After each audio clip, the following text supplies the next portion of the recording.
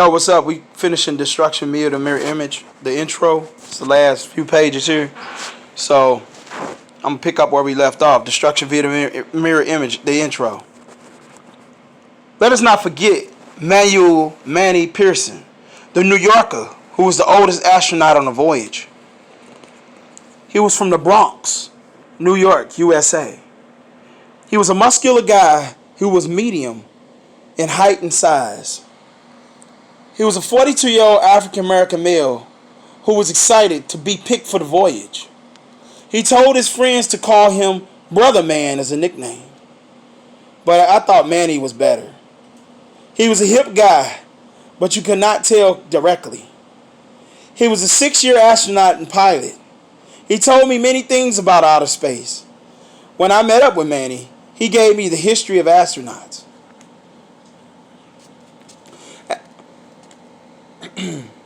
Astronauts have come a long way in their discoveries and new life forms. So much technology available for us now than more than ever in the past. Do you think there are life forms on the planets of the solar system? I questioned him. I don't know, Manny responded. Manny loved the engineering side of things. Back home, when he was younger, he enjoyed watching his father fix cars around the house. Later, Manny was taught everything there is to know about nursing a car back to health. He remembered his dad always telling him, a car is like a moving house.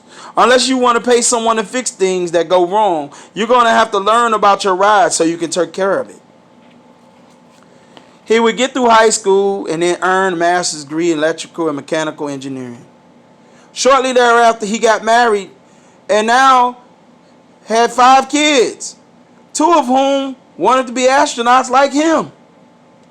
His kids were proud of him and they loved talking to him about outer space.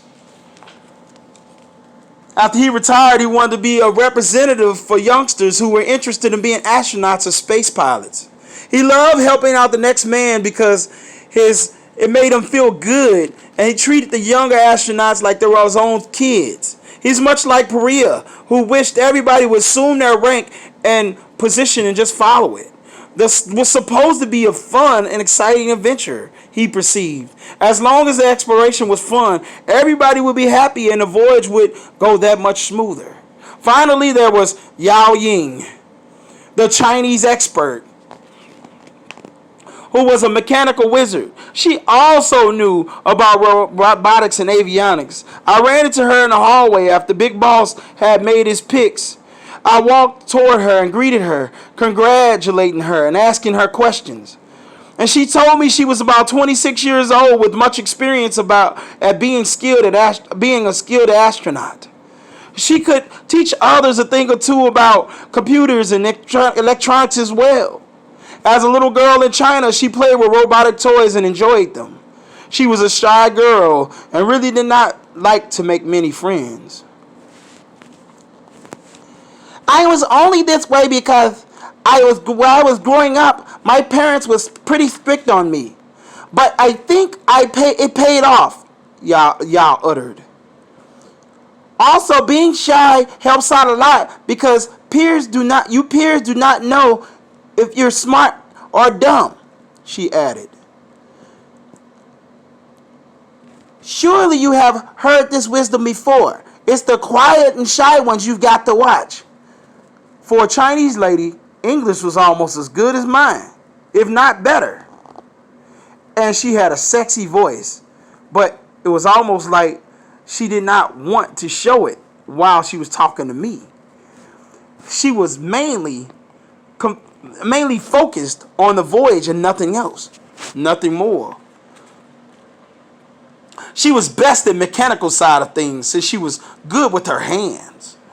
She was a cute Chinese gal who was about 5'3", and she could model because she was welcome, smiling physique. She knew a little martial arts too, but to her, martial arts served as a discipline, not the weapon, unless it was needed. This single girl made things by hand. She made pot holders, wreaths, and knitted clothing. She said she cooked delicious Chinese dishes also. Just looking at her, I knew the Voyage Committee had been fascinated by her personality, among other things.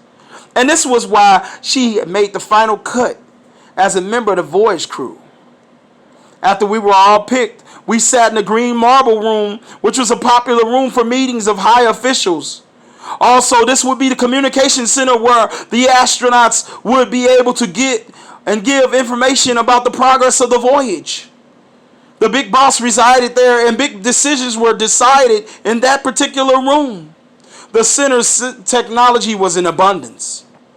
They all had high-tech, state-of-the-art paraphernalia to make the voyage a success. The center was huge, about the size of 5 football fields, and the people were there exchanging information with other countries across the world.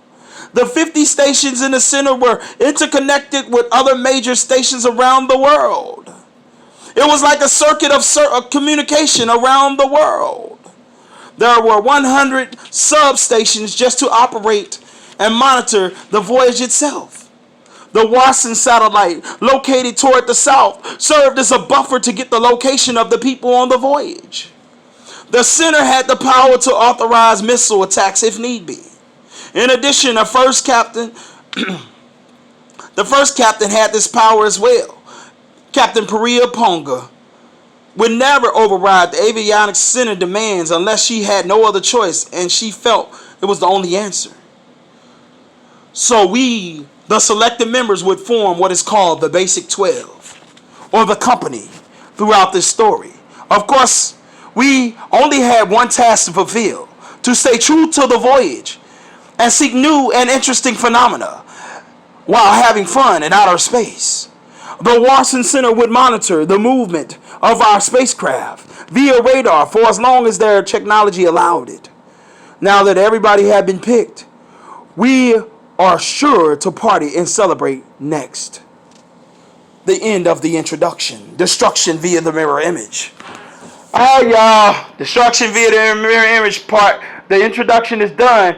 You're going to see this next segment for part 1 or chapter 1.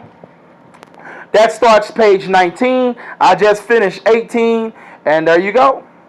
So I will probably do chapter 1 tomorrow or another time. Thank you for listening.